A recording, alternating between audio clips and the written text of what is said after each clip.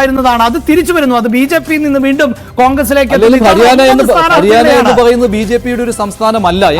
മോദി പ്രഭാവത്തിൽ 2014 ഹരിയാന പിടിച്ച ബി.ജെ.പിക്ക് 10 വർഷം അവിടെ ആധിപത്യം സ്ഥാപിക്കാൻ കഴിഞ്ഞിരുന്നു. പക്ഷേ അപ്പോഴെല്ലാം ബി.ജെ.പി ഓരോ തെരഞ്ഞെടുപ്പുകളിലും പിന്നോട്ട് പോവുകയാണ് ഉണ്ടായത്. അതിപ്പോൾ പൂർണ്ണമാവുകയാണ് 2024. ഇതാ വിനേഷ് ഫോഗട്ട് മുന്നിൽ നിൽക്കുന്നു എന്ന വിവരം കൂടി നമുക്ക് ഈ ഘട്ടത്തിൽ ജുലാൻ മണ്ഡലത്തിൽ വിനേഷ് ഫോഗട്ട് മുന്നിട്ട് നിൽക്കുന്നു എന്ന വാർത്ത കൂടിയാണ്.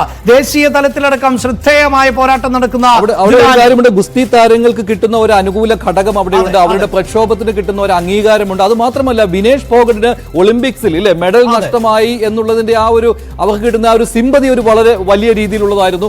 കോൺഗ്രസിന്റെ സ്ഥാനാർത്ഥിയായിട്ട് ഫോഗട്ട് വരുമ്പോൾ തന്നെ ഒരു ഊർജ്ജമായിരുന്നു. രാഷ്ട്രീയ ഗോതയിൽ വിനേഷ് ഫോഗട്ടിന് വിജയ തുടക്കമാണോ എന്നുള്ളത് നമുക്ക് അറിയാൻ സാധിക്കും. ഇപ്പോൾ കൃത്യമായ ലീഡ് ആണ് നടക്കുന്നത്. നായബ് സിംഗ് ലീഡ് ചെയ്യുകയാണ് അല്ലേ?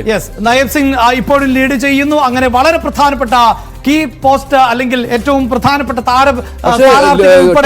നോക്കുക, ടാലി കോൺഗ്രസിന് 38 സീറ്റുകളുടെ ലീഡായി. അതായത് കേവലം 8 സീറ്റുകളുടെ അകലം മാത്രമാണ് ഉള്ളത്. അതാ ഉറപ്പിക്കുന്നു. 58 സീറ്റുകളുടെ ഫലം മാത്രമാണ് അല്ലെങ്കിൽ ലീഡ് നില മാത്രമാണ് ഇപ്പോൾ പ്രേക്ഷകരിലേക്ക് എത്തുന്നത് എങ്കിൽ അതിൽ 38 സീറ്റുകളിലും ലീഡ് ചെയ്യുകയാണ്. ഏതൊക്കെ മേഖലകളിലാണ് എങ്ങനെയാണ് ലീഡ് നില വന്നിട്ടുള്ളത്? ER രാഗേഷ് ചേരുന്നുണ്ട്. മാജിക് പോളിന്റെ സഹായത്തോടു കൂടി ER